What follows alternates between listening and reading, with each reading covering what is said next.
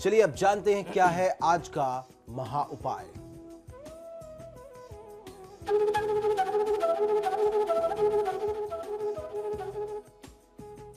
जी बिल्कुल, आज का महा उपाय बहुत ही विशेष है। आज हम आपको बताने वाले हैं कि हमारे हिंदू धर्म में, हमारी सनातन परंपरा में 16 संस्कार क्या हैं और ये 16 संस्कार जो हैं वह आवश्यक क्यों हैं, इनकी आवश्यकताएं क्यों पड़ी।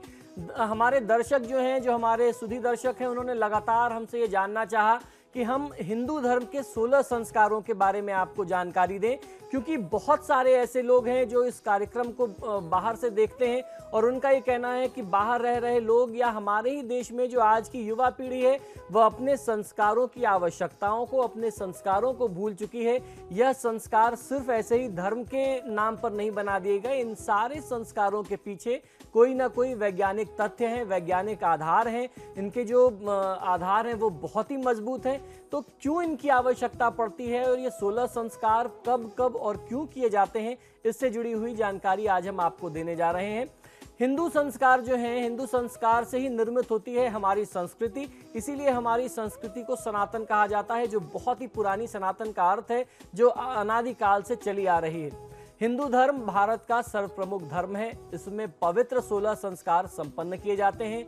हिंदू धर्म की प्राचीनता एवं विशालता के कारण ही उसे सनातन धर्म भी कहा जाता है। बौद्ध, जैन, ईसाई, इस्लाम आदि धर्मों के समान ही हिंदू धर्म किसी भी व्यक्ति विशेष द्वारा स्थापित किया गया धर्म नहीं है, बल्कि प्राचीन काल से ही चले आ रहे विभिन्न धर्मों एवं आस्थाओं का एक बड़ा सामुच्य है, यानी सबसे मिलकर के बना हुआ है। संस्कार शब्द का अधिक उपयुक्त पर्याय अंग्रेजी का सैक्रामेंट कहा जाता है। सैक्रामेंट शब्द हो सकता है। संस्कार का सामान्य अर्थ जो होता है वह है किसी को सुसंस्कृत करना या संस्कृत करना या शुद्ध करके उस व्यक्ति को, किसी भी चीज को उपयुक्त बनाना, उस प्राणी को उपयुक्त बनाना।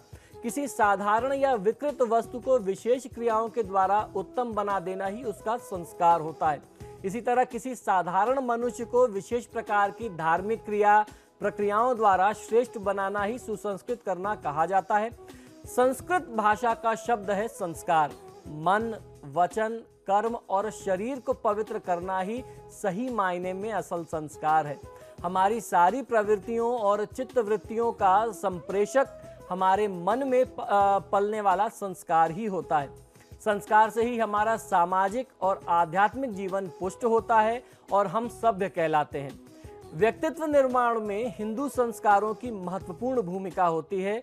संस्कार विरुद्ध आचरण करना ही असभ्यता की निशानी कही जाती है, यही असभ्यता का द्योतक होता है। संस्कार मनुष्य को पाप और अज्ञान से दूर रख करके आचार विचार, ज्ञान विज्ञान से संयुक्त करते हैं। मुख्यतः 3 भागों में विभाजित संस्कारों को क्रमबद्ध 16 संस्कारों में विभाजित किया गया है। जो सबसे पहले 3 प्रकार थे वो क्या क्या थे, आइए ये भी जानते हैं।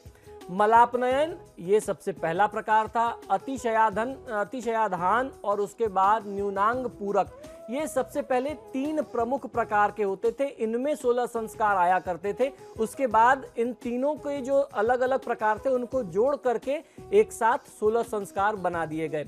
अतः गर्भस्थ शिशु से लेकर के मृत्यु पर्यंत जीव के मलों का शोधन, सफाई कार्य विशिष्ट विधिक क्रियाओं व मंत्रों से करने को ही संस्कार कहा जाता है।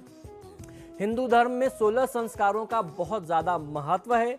वेद, स्मृति और पुराणों में अनेक संस्कार बताए गए हैं, किंतु महर्षि वेदव्यास के अनुसार उनमें से मुख्य 16 संस्कारों में ही सारे संस्कार सिमट जाते हैं।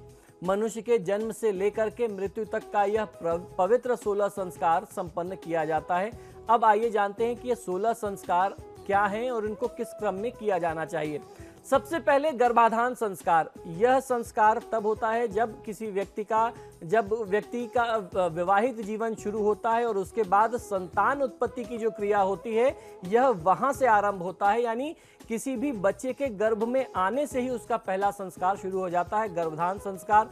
फिर उसके बाद पुंसवन संस्कार, सीमंतोन्नयन संस्कार, जातकर्म संस्कार और उसके बाद फिर आता है नामकरण संस्कार, निष्क्रमण संस्कार, ये छठे प्रकार का संस्कार होता है। अन्नप्राशन संस्कार ये 7वां होता है। 8वां जो है वह मुंडन संस्कार है। 9वां जो है वह कर्णवेधन संस्कार है। 10वां जो संस्कार है वह विद्यारंभ संस्कार है, जब बच्चे की विद्या आरंभ कराई जाती है। 11वां संस्कार जो है वह उपनयन संस्कार कहा जाता है। 12वां संस्कार जो है वेदारंभ संस्कार है। 13वां संस्कार जो है वो केशांत संस्कार कहा जाता है। 14वां जो संस्कार है उसे कहते हैं समवर्तन संस्कार। और उसके बाद 15वां संस्कार जो है वो सबसे ज़्यादा आवश्यक है, विवाह संस्कार। और उसके बाद अंत्येष्टि संस्कार। ये 16 संस्कार हमारे प्रमुख संस्कार हैं। इस प्रकार हिंदू धर्म के 16 संस्कार किए जाते हैं, अलग अलग समय पर किए जाते हैं। संस्कार का अभिप्राय जो है उन धार्मिक कृत्यों से है जो किसी व्यक्ति को अपने समुदाय का योग्य सदस्य बना करके उसके शरीर, मन और मस्तिष्क को पवित्र करते हैं।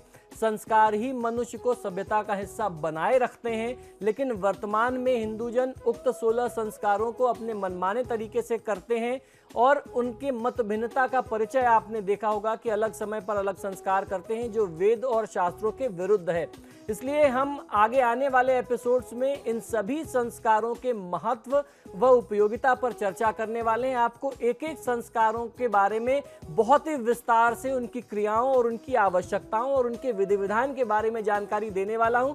तो आने वाले जो एपिसोड्स हैं वो बहुत महत्वपूर्ण हैं। आपको आपके संस्कारों से, आपको आपके वेदों से जोड़ने का ये एक बहुत अनूठा प्रयास हम लोगों ने आरंभ किया है। उम्मीद करता हूं कि आपको ये प्रयास बहुत पसंद आएगा। आपके सितारे में आज के लिए इतना ही, लेकिन आचार्य जी आप आए, महाउपाय बताया और राशिफल बताया, आपका बहुत बहुत शुक्रिया जी, धन्यवाद। तो फिलहाल आपके सितारे में इतना ही। नमस्कार।